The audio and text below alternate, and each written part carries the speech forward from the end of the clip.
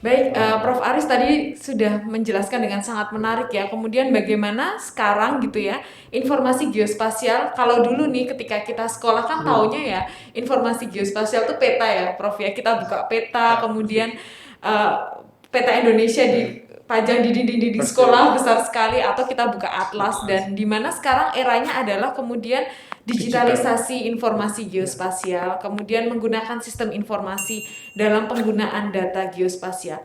Dan menariknya ini adalah ada sudah banyak nih pemerintah daerah yang kemudian mereka mengembangkan sendiri, mendigitalisasi informasi geospasial dengan membangun sistem informasi baik tingkat kabupaten kota ataupun provinsi gitu ya. Nah, Anda nih Prof sebagai kepala BIK, apa nih tanggapan dan respon terhadap apa yang sudah dilakukan selama ini terkait digitalisasi ini? Ya, saya akan menjelaskan ini Mbak Popi, kaitannya dengan jaring informasi geospasial nasional. Tapi sebelum ke situ saya akan menggarisbawahi bahwa ini sebetulnya sebagai salah satu parameter eh, kita atau masyarakat umum atau pemerintah daerah itu literate secara spasial ini. Karena mempunyai kesadaran bahwa data dan informasi geospasial itu sangat penting ketika mereka melakukan pengambilan keputusan dan kebijakan, sehingga digitalisasi informasi geospasial itu is a must di dalam lembaganya. Nah, ini sebetulnya sejalan dengan amanat peraturan pemerintah bahwa kita itu mempunyai yang disebut dengan jaring informasi geospasial nasional, di mana setiap kementerian, lembaga, dan Pemda itu adalah nodes dari suatu jaringan atau simpul jaringan untuk informasi geospasial nasional. Di setiap kementerian itu dia eh, diharuskan atau wajib untuk menyajikan informasi geospasialnya dan mereka menjadi bagian dari wali data informasi geospasial tematik namanya. Demikian pula di setiap Pemda. Nah, sehingga karena Pemda menjadi bagian dari simpul jaringan, maka sebetulnya memang di setiap Pemda seyogyanya mempunyai unit khusus yang dia mengolah informasi geospasialnya, baik nanti secara digital atau semi digital yang sekarang mungkin masih berlangsung. Sehingga bagi berbagai pemerintahan daerah yang dia sudah paham ini, maka dia akan membangun itu. Dan banyak sekali pemerintah daerah yang sudah melakukan itu. Misalnya DKI Jakarta, Surakarta, Yogyakarta, yang di luar Jawa ada Kuburaya, ada Surabaya, Makassar, banyak sekali. Itu bisa kita lihat kalau kita melakukan misalnya Bumandala Award yang kemarin kita laksanakan. Bumandala Award itu untuk menilai pemerintahan daerah, kreativitas dan inovasi pemerintah daerah dalam menggunakan informasi geospasial dalam berbagai proses pelaksanaan pembangunan di tempat mereka. Nah, artinya sebetulnya sudah mulai banyak pemuda yang sudah aware dengan itu, hanya kadang-kala mereka tidak mempunyai resources atau SDM. Ini gimana nih gitu misalnya.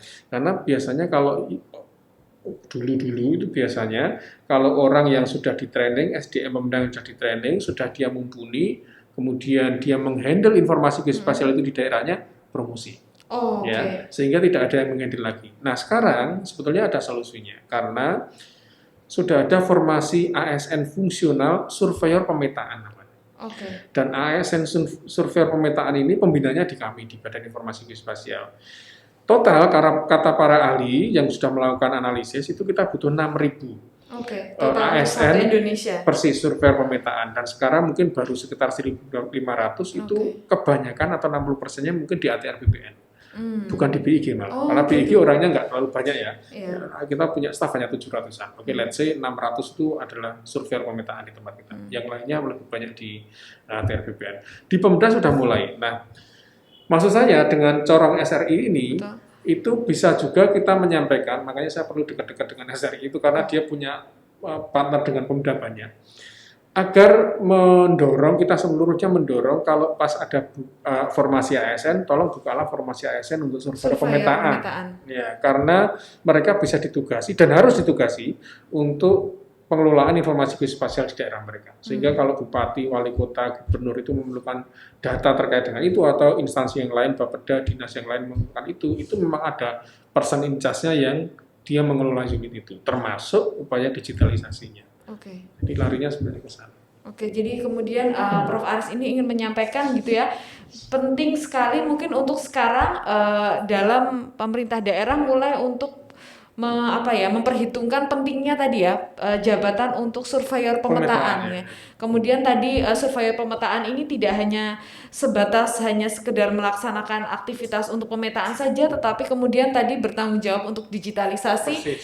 Dan tadi yang Prof. Aris sampaikan bahwa peta ini atau informasi geospasial ini kemudian tidak hanya untuk perencanaan, rencana tata ruang dan wilayah saja, tetapi justru bisa meng-average perekonomian. Nah, Persis. yang dimana itu tentunya menjadi hilir dari setiap aktivitas dari pemerintah untuk meningkatkan kesejahteraan masyarakatnya. Nah, tadi ada Prof. Aris sampaikan terkait dengan simpul jaringan tadi, itu sama Prof dengan ada kebijakan satu peta itu. Apakah itu Iya. hal yang sama atau seperti Iya. apa?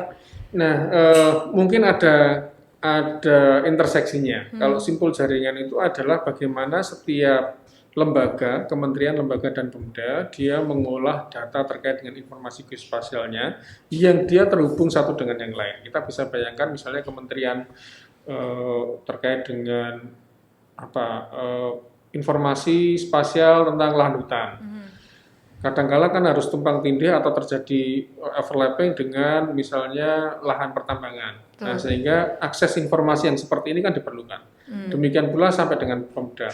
Berbagai informasi geospasial tematik itu kadangkala berinteraksi, interseksi, bertampalan dengan informasi geospasial tematik lainnya. Nah, sehingga kita membuat yang disebut jaring informasi geospasial nasional, seluruhnya terhubung. Para kepala lembaga, menteri, dan kepala daerah itu bisa mengakses data itu sehingga mereka saling memahami. Ya, saling, ini saya butuh data informasi ini muncul, itu disebut dengan simpul jaringan. Kemudian di sisi lain, kita sekarang mempunyai program atau policy percepatan satu peta atau satu peta Indonesia. Nah, satu peta ini tahun kemarin atau periode pertama kita menyelesaikan 85 peta tematik dari 19 kementerian dan lembaga. Nah, kita sudah menata 85 peta tematik untuk skala 50.000. Nah, sekarang kita akan yang kedua ini kita akan tingkatkan untuk 185 tematik. Banyak tematik baru yang itu perlu satu pemahaman bersama. Yang akan masuk di sana termasuk untuk kebencanaan, kemaritiman, kemudian juga data peta terkait dengan ekonomi, perpajakan, dan sebagainya. Nah, kalau itu kita sudah punya, maka satu peta itu ya satu standar, bisa diinteroperability-kan atau bisa operasikan dengan platform yang sama, dengan standar yang sama, dengan format yang sama, sehingga kita punya keseragaman seluruh Indonesia. Terstandarisasi. Persis, misalnya dari sektor yang lain dengan sektor yang lain itu tetap masih bisa diperabilitikan. Baik. Berarti itu ini merupakan suatu program yang penting ya, Prof. Aris ya, untuk kemudian tadi simpul jaringan, maka di sini mungkin Prof. Aris sebagai Kepala BIG juga kemudian mengencourage untuk setiap mungkin pemerintah daerah ataupun kalangan masyarakat ini untuk kemudian membangun simpul jaringan peta geospasial nasional ini, sehingga tadi juga berhubungan dengan satu peta tadi kemudian terbentuklah suatu standarisasi informasi geospasial. Nah, baik Prof. Aris, kemudian ada beberapa pertanyaan lagi yang ingin saya tanyakan ini ke Prof. Aris sebagai seorang kepala BIG nih. Bagaimana kemudian Prof. Aris ini mungkin kalau saya boleh minta melakukan penilaian gitu ya, melakukan sedikit review gitu. Sebenarnya sampai di titik ini atau saat ini seberapa dipergunakannya lah informasi geospasial ini sudah seberapa bermanfaatnya untuk baik untuk pemerintah daerah, kementerian dan lembaga maupun masyarakat umum ini. Mungkin Prof. Aris bisa memberikan penilaian itu sudah seberapa dimanfaatkannya dan apa yang kemudian sebenarnya masih bisa dimanfaatkan gitu ya. Mbak Poppy, in some extent kita seluruhnya itu kadang sadar maupun tidak sadar sebetulnya menggunakan informasi geospasial atau kadang kita bisa sebut juga mempunyai thinking spasiali lah. Ya, betul. Misalnya kalau saya tanya Mbak Popi, di manakah lokasi kantor pos? Mbak Popi bisa menyatakan, oh Pak, ke sana 100 meter, ke kiri, kemudian ke utara 200 meter. Sebetulnya ketika Mbak Popi menggunakan orientasi untuk menunjukkan lokasi, that is informasi geospasial. Nah, sekarang masalahnya adalah bagaimana kita secara intens menggunakan informasi geospasial yang berkualitas dalam berbagai kegiatan formal untuk pengambilan kebijakan. Oke. Dan selama ini tugas kita sebetulnya juga harusnya mampu menyediakan informasi geospasial yang menunjang untuk seluruhnya tadi. Faktanya, kita belum selesai seluruhnya untuk informasi geospasial dasar yang bisa digunakan oleh Pemda, kementerian atau lembaga. Yang saya sampaikan di depan kita harus push. Sehingga bolong-bolong ini kadang-kala masih harus ditutupi oleh misalnya pihak swasta dengan adanya Google Map atau oleh kemandirian setiap Pemda atau lembaga membuat petanya sendiri. Sehingga kadang-kala kalau sampai sekarang itu kita juga ya gimana, kita kadang-kala merasa ini sebetulnya tugas kita, tapi kadang kita belum mampu seluruhnya. Misalnya setiap seluruh daerah sekarang harus membuat rencana detail tata ruang. Tetapi kita tidak punya peta detail di setiap daerah itu, sehingga mereka harus melaksanakan sendiri pemetaannya. Nah itu sebetulnya bagian ke depan itu harus menjadi tugas kami untuk kita push terus. Ya seperti saya sampaikan di depan, BIG itu kan big but small kadang-kala gini. Tapi ini bukan menjadi halangan, buktinya kita sekarang punya terobosan dengan skema yang lain agar sampai 2024 kita selesai 150.000. Kalau itu achievement yang luar biasa. Oke, baik. Berarti masih banyak ya sebenarnya kemudian hal-hal lain yang bisa dimanfaatkan dari informasi geospasial ini ya, Prof. Aris ya. Persis, karena mungkin Mbak Opi kalau saya boleh menambahkan.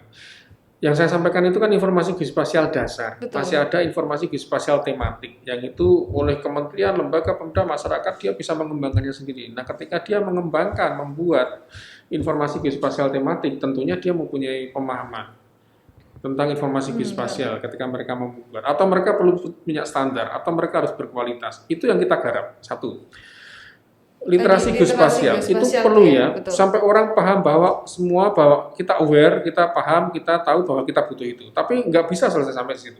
Yang kedua, kita harus menyediakan, kalau saya paham, saya tentu juga nggak bisa membuat. Ya, akhirnya kita harus menyediakan SDM yang mampu membuat itu. Nah, kita sekarang tentukan SDM-nya seperti apa, aturannya seperti apa, kualitasnya seperti apa. Itu tugas kami. Dan kita sekarang sudah menyusun, misalnya ada profesi surveyor dan profesi geografer, yang dia bertugas terkait dengan membangun informasi geospasial. Terus nanti ada bidang keahlian remote sensing, kartografi, kemudian pengembangan wilayah, dan lain sebagainya. Itu kita atur dengan peraturan. Ini semata-mata untuk menjaga ketika orang sudah literate, kemudian butuh, dia kalau sudah butuh request dong, atau berusaha gimana mendapatkan barang itu ya, sehingga harus ada banyak expert atau tenaga ahli atau SDM yang dia bisa membuat itu. Nggak mungkin di BIG. Seluruh Pemda misalnya, Pak sekarang saya ternyata butuh peta ini, atau industri sekarang saya butuh peta, atau masyarakat individu juga merasa butuh. Nah sekarang sudah ada profesi itu. Harapannya ke depan, oh berarti saya harus nyari, kayak kalau kita sakit dulu, sakit nyari dokter. Ya, karena profesi dokter. Nah sekarang kalau saya butuh peta, nyari yang berprofesi itu. Nah ini yang kita kawal dari segi pengembangan SDM dan dari segi peraturan. Sambari ini jalan, tetap kita harus bombardir literasi geospasial, itu penting ya kita omongkan di mana-mana. Itu ya tugas kita. Luar biasa. Nah, Prof. Aris, kemudian apa nih harapan Prof. Aris Marfa ini sebagai seorang kepala BIG gitu ya, terkait dengan tadi penggunaan, pemanfaatan informasi geospasial tadi dalam perencanaan pembangunan, tadi dikatakan juga untuk pengawasan dan segala macam ke depannya gitu ya. Mungkin Prof. Aris pasti punya punya cita-cita atau punya visi ini ke depannya, ini informasi geospasial ini ingin menjadi seperti apa gitu ya. Baik di lini masyarakat, pemerintah daerah, mungkin Prof. Aris bisa menjelaskan. Ya. Mbak Popi, kalau kita paham seberapa powerful sebetulnya informasi geospasial, maka sebetulnya nggak ada lagi keraguan bahwa informasi geospasial yang akurat, yang presisi, yang detail, yang handal itu selalu bisa digunakan untuk mendukung hampir semua proses Semua perencanaan, jenis kebijakan, pelaksanaan betul. pembangunan. Iya, karena kalau kita berbicara lokasi mesti membutuhkan informasi geospasial. Sehingga ke depan yang menjadi mimpi kami adalah bagaimana informasi geospasial ini berkembang lebih besar lagi untuk mendorong, karena sekarang eranya teknologi digital dan eranya revolusi industri, bagaimana informasi geospasial yang hadir yang kita punyai oleh anak negeri ini bisa dipakai oleh seluruh sektor, elemen masyarakat yang memerlukan itu untuk perencanaan pelaksanaan pembangunan depannya.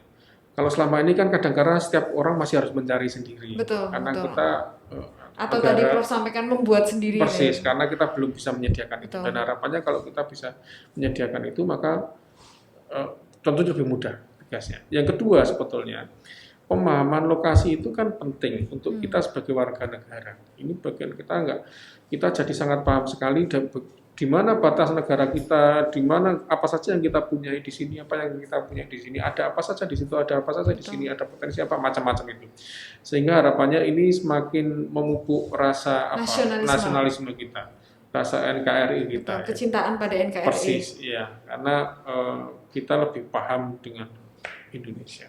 Oke. Tadi Prof Aris selaku Kepala BIG sudah sampaikan bahwa kedepannya ini harapannya bahwa informasi geospasial ini semakin seluruh kalangan, lini dan elemen masyarakat ini semakin merasakan ya, dan memahami ya, dan merasakan betapa vital dan krusialnya informasi geospasial ini digunakan untuk segala lini kebijakan dan pengambilan keputusan gitu ya, bahkan untuk kalangan masyarakat umum, pemerintah daerah maupun kementerian dan lembaga, tentunya kebijakan yang baik ini didasarkan oleh tadi ya informasi yang didapat dari geospasial. Dan tadi Prof Aris juga sampaikan ternyata ada sisi lain dari pentingnya informasi geospasial ini, tidak hanya sekedar untuk tadi pembuatan program perencanaan pembangunan, tetapi yang justru sangat rohani gitu ya, adalah meningkatkan kecintaan terhadap NKRI dan rasa nasionalisme. Nah itu luar biasa tuh ya, mungkin itu kan dasar ya. Betul ya Prof. Mungkin banyak yang belum menyadari ya bahwa ketika kita melihat peta Indonesia, kemudian betapa besarnya bentangan alam di Indonesia luar biasa ini, lalu rasa nasionalisme kita tuh terpupuk. Persis. Gitu ya. Pak Popi, kalau saya boleh menyela. Saya takut jenengan mau closing soalnya. Belum. Saya karena masih di NKRI ini. Kalau kita melihat negara Indonesia gitu, kan di dalam peta itu kan ada batas negara. Betul, ya. Dan batas negara itu sebetulnya ya rumit, ada proses diplomasi yang panjang. Ketika kita mendeliniasi batas antara satu negara dengan negara lain, itu butuh agreement antara dua negara, dan agreement antara dua negara ini diawali dari proses panjang. Misalnya prosesnya harus ada kesepakatan daerah mana dulu yang mau dibahas, ya. Areanya mana. Kemudian yang kedua kita melakukan delineasi. Ketika kita melakukan delineasi, sumbernya apa nih?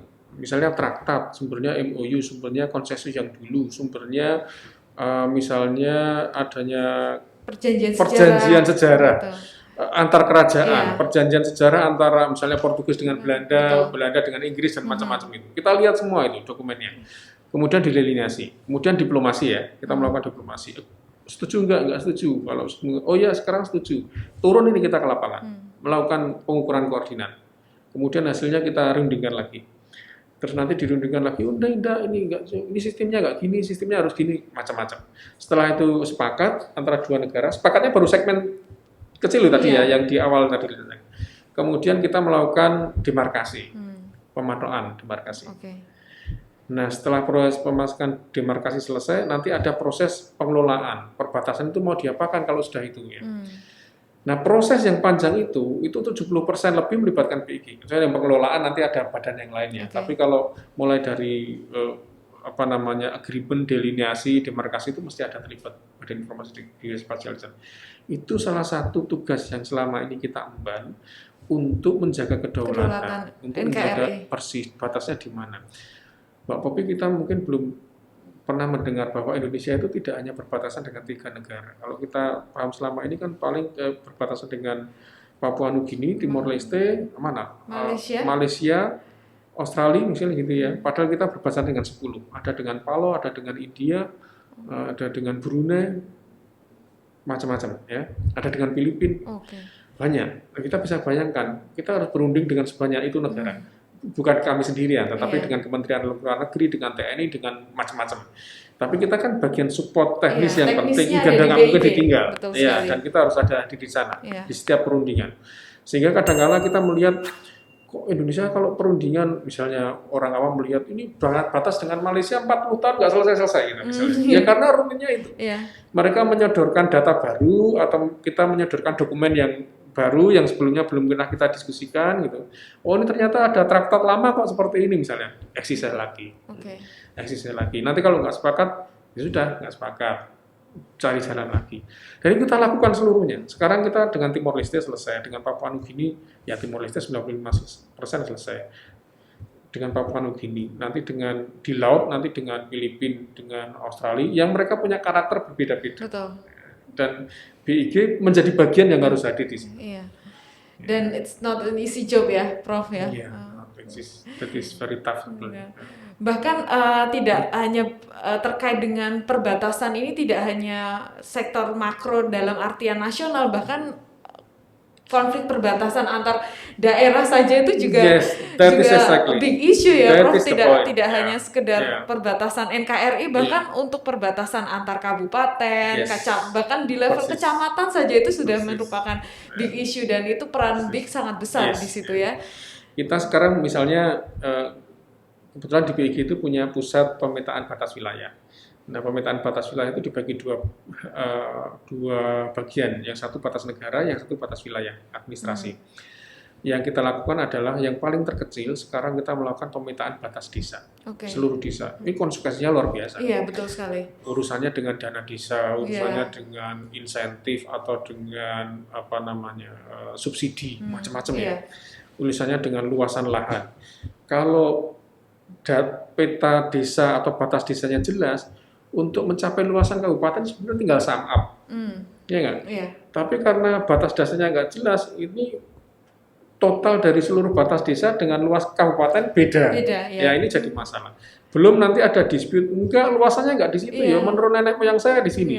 Itu kan baru batas desa. Ada lagi fenomena masyarakat menggeser-geser patok kayak gitu ya. Iya, itu masalah. Itu juga. Kalau di Jawa mungkin hampir selesai, tapi di luar Jawa, di daerah pemekaran, itu macam-macam lagi.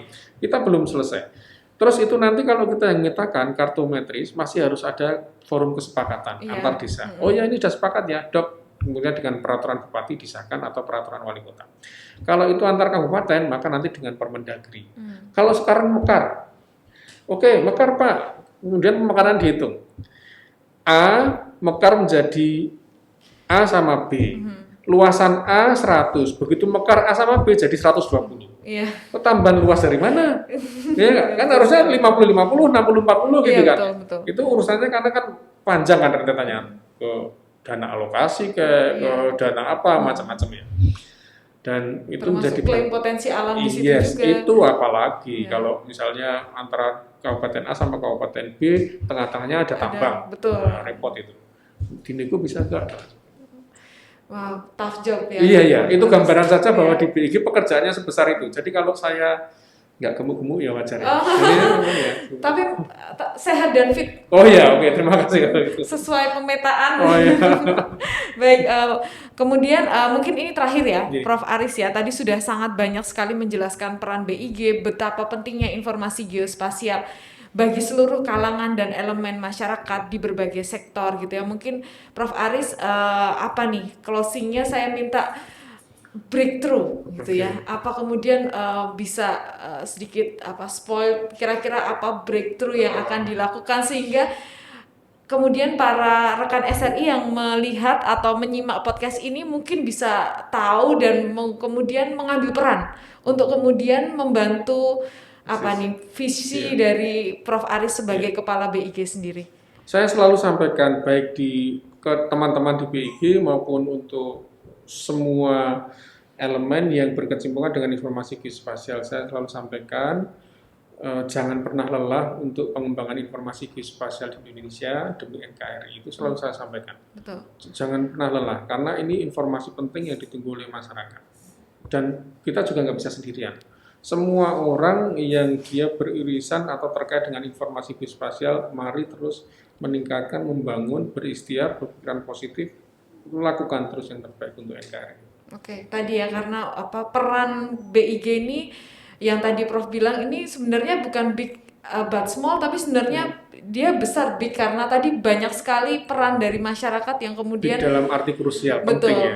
mensupport dari BIG sendiri dan Prof Aris dan tim. Baik, ini tuh tidak terasa ya Terima Prof kasih Aris. ya. Kalau Luar ngobrol biasa. sama Prof Aris ini sepertinya Masa sih? iya perlu podcast yang berseri-seri gitu ya. Tapi mungkin kita akan lanjutkan untuk topik Siap. yang lain lagi, Prof Dengan Aris. senang hati. Baik, terima kasih banyak Prof Aris Siap, sudah Mbak mampir Popi. di studio Iya. Komen, di studio kami di Swasaba Riset Inisiatif. Semoga sukses selalu Prof Aris Siap, Mbak bersama Popi. tim di Badan Informasi Geospasial. Semoga tadi breakthrough-nya, rencana dan harapannya kemudian bisa segera terrealisasi. Siap. Dan satu notes yang kemudian saya sangat ingat dari perbincangan kita nih Prof Aris, bahwa informasi geospasial ini tidak hanya sekedar informasi peta semata, tapi disitulah rasa nasionalisme dan kecintaan NKRI kita itu Persis. terwujud. Dan sebagai warga negara yang baik, seluruh elemen, lini dan sektor harus mengambil peran Iya. di hal tersebut. Luar biasa. Baik, terima kasih banyak Terima kasih. dan terima kasih kepada seluruh rekan SRI yang sudah join, yang sudah bergabung dalam podcast perdana kami dari Swasaba Riset Inisiatif Komen Collaborative Movement for Betterment. Nah, ke depan kita akan melanjutkan podcast ini dengan edisi dan topik-topik lain dan mengundang tamu-tamu yang juga spesial. Kedepannya untuk itu kami ingatkan kepada seluruh rekan SRI untuk selalu follow dan mengikuti akun sosial media kami, baik yang ada di Instagram, Twitter, Facebook maupun YouTube, untuk kemudian bisa mengupdate segala informasi ataupun program yang kami selenggarakan dari Swasaba Riset Inisiatif. Demikian untuk podcast ini terkait dengan topik kita, bagaimana pengembangan informasi geospasial dalam perencanaan pembangunan bersama Kepala Badan Informasi Terima kasih, Mbak Geospasial Popi. Profesor Dr. Muhammad Aris Marfai. Kita jumpa lagi di edisi Komen berikutnya. Semoga sehat selalu untuk segenap rekan SRI. Sampai jumpa.